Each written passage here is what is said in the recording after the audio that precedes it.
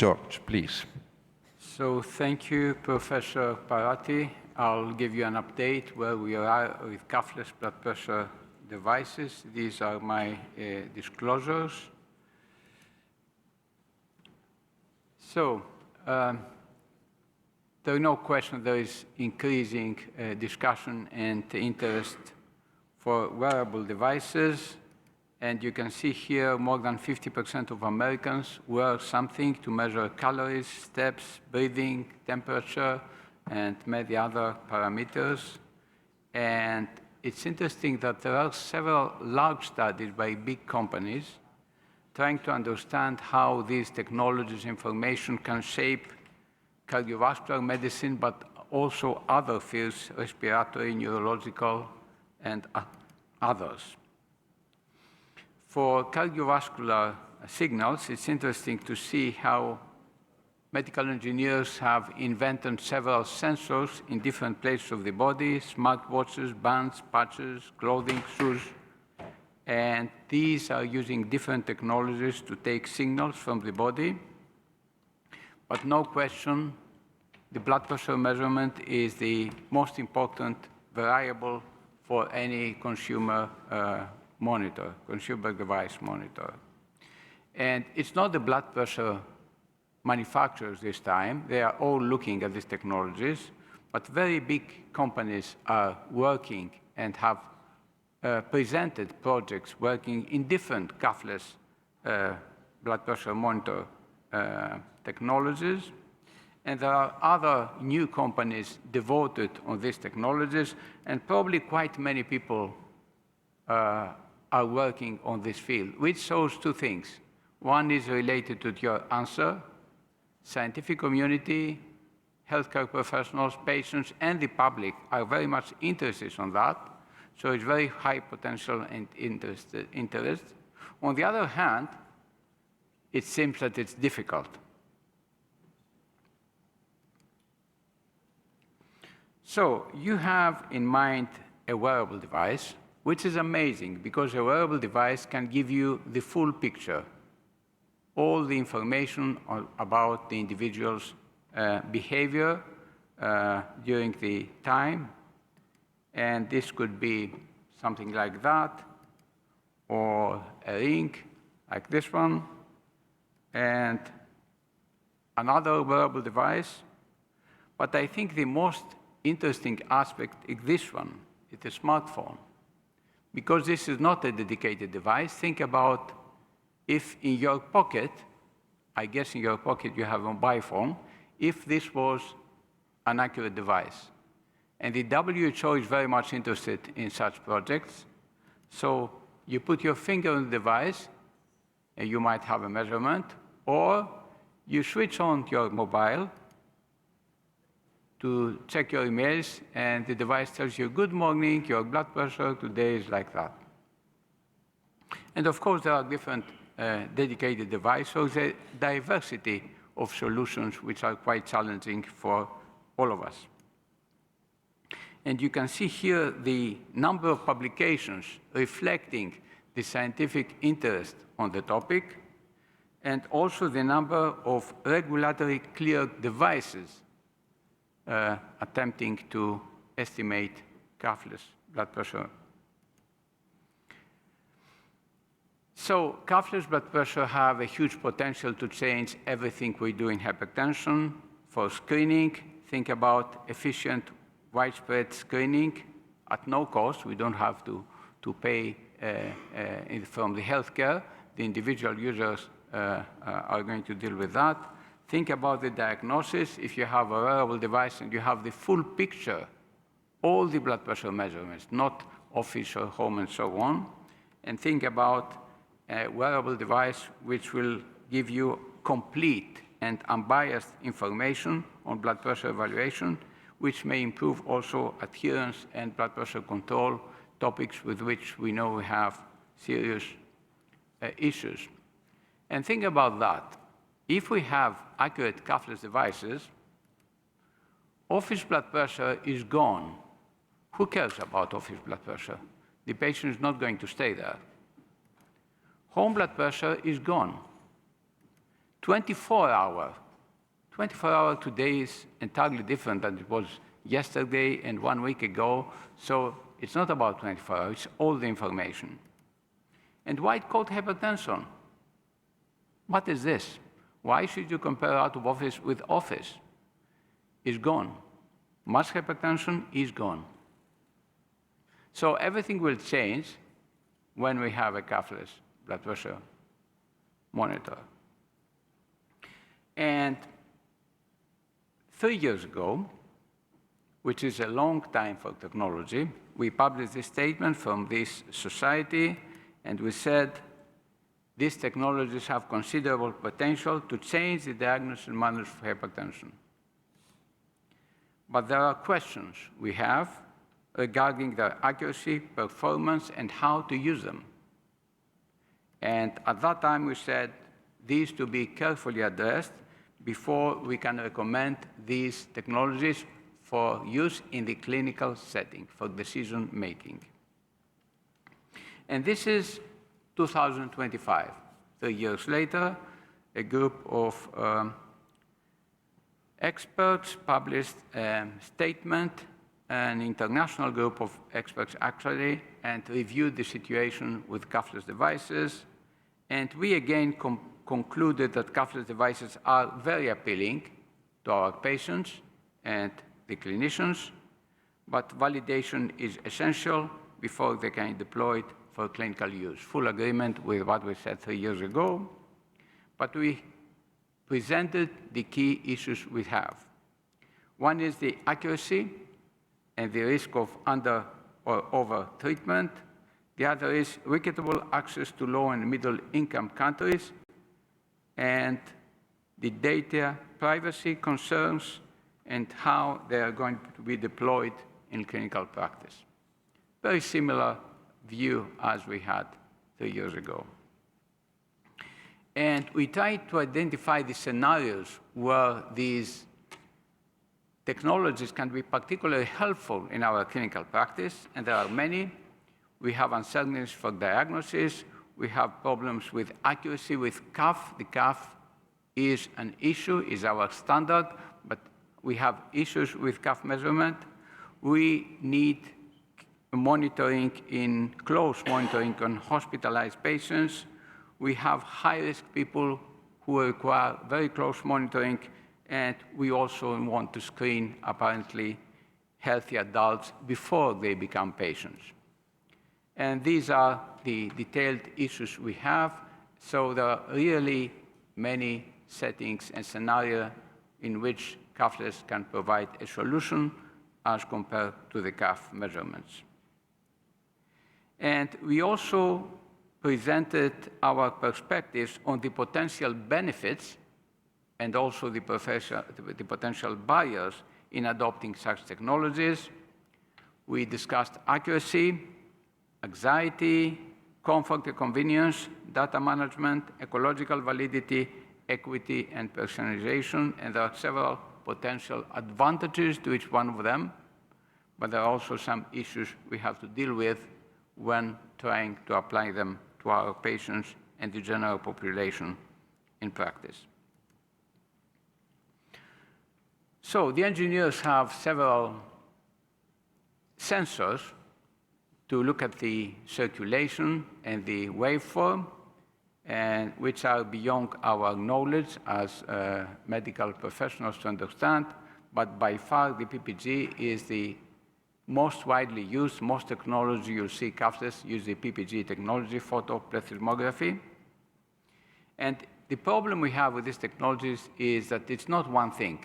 All the devices we use are the same, cuff oscillometric. These are different. These are different in the principles they use, in the intended use, and how they output the readings, which means it's quite a complex project, how to find a way to assess each one of them, which is going to be different. So we have differences in output frequency, continuous devices, they measure all the time, or intermittent. You decide when to get measured. We have differences in measurement mode. It could be automated or manual. We have issues in calibration. Some devices we need a cuff measurement before you start using them, or some demographic calibrated devices, you need to tell the device your age, your gender, and so on. And ideally, we'd like to have calibration-free devices as the cuff devices. And of course, some devices are wearable, which means they have issues with hydrostatic pressure, and some are operating at heart level. It's very interesting how novel ideas can come from engineers. This is a Microsoft project. This is remote PPG. It is PPG by the camera. You don't need contactless. And there are some interesting data showing that from the face circulation, you can pick up a quite decent PPG signal. And why waste time in the toilet? So you go in the toilet, you do one thing or two things, but you have also blood pressure measurement, oxygen saturation, heart rate, blood flow, and so on. And we have the ring, which is another challenging story, and that's why we have this session today. And it's interesting that the ring has some special potential advantages.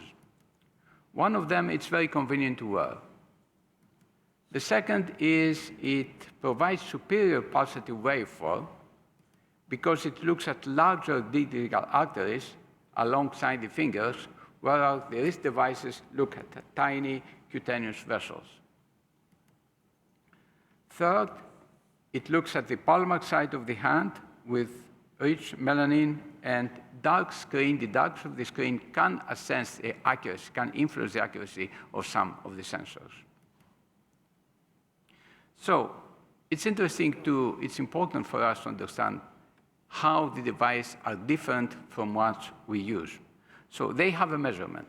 They look at the wave. They have a picture of the waveform. And they may use a different technology, which is PPG, as I said. They could also use tonometry, which is different, and other technologies which are too difficult for us to understand. And they are usually coupled with ECG to measure pulse arrival time. And then they ask some information about the individual user, and they become individual user devices, only for you. One option, very popular, you measure your cuff blood pressure, and they have a starting blood pressure to start. And they may ask you demographic information, body size, age, sex. So they have a baseline assessment, and then they attempt to track the changes of blood pressure, because blood pressure changes all the time, as compared to the baseline assessment during the calibration. So it was quite difficult for us as medical people to understand, but these devices are different and have different accuracy issues, and by far the most important is this one. In medicine, we change blood pressure. We give drugs to reduce blood pressure. In the emergencies, we increase blood pressure. In summer, blood pressure goes down. At sleep, it goes down. It's very vital for a device to be able to track the magnitude of these changes to any direction. And there are other issues with these devices which are related to the different device type. No question, testing them is more complex, more difficult, more expensive than we currently do with the cuff devices. And if you are going to have a consumer device, that's fine. It's quite easy. But if you want to have a medical-grade device, which will influence clinical decisions, then you need to have stricter norms set up by EMA and FDA. But we have to admit that consumer-grade devices are improving all the time. They have more flexible rules, and we have concerns about their validity, reliability, and they don't have rigorous testing as medical devices. But they improve all the time, and they certainly require independent evaluation of efficacy and security. And this is a paper we published a few weeks ago to update our colleagues where we are with these devices. And you can see several devices are cleared by the FDA and CE mark, and they are listed here. This means that they can be used, they are safe, but accuracy for clinical use is not ensured by these approvals. It is safety, and for clinical use, this is the organizations encourage new technologies to be used. If they are eventually good, they will flourish. If they're eventually bad, they will disappear. This is the protocol we use for cuff devices. We have agreed some time ago, all over the world, global use, we use this protocol. Well, if you see a cuffless device tested by this protocol, it doesn't mean anything. It doesn't work for cuff devices. It's very limited information.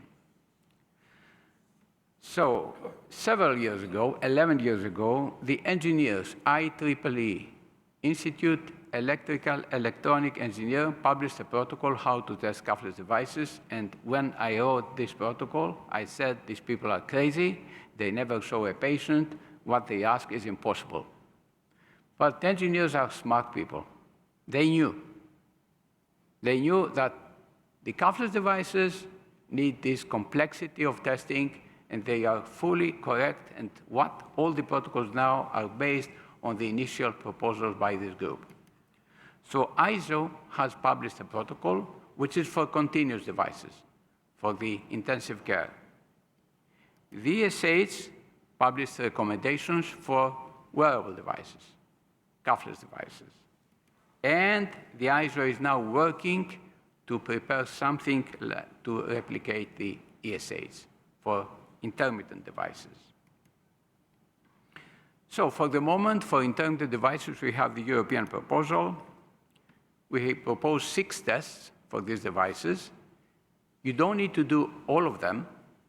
It depends which test you select according to the device type and intended use. For example, the awake asleep test is a primary test, the first thing to do, for an automated wearable device. The treatment test, you reduce blood pressure with treatment, and you see if the device is still accurate, is the primary test for manual devices. You decide when to measure. And we have the static test. It is for calibration-free and demographic-calibrated devices. The position test is for these devices which do not measure at heart level. The exercise test is because we want to know blood pressure changes going down, and we also have to check blood pressure going up.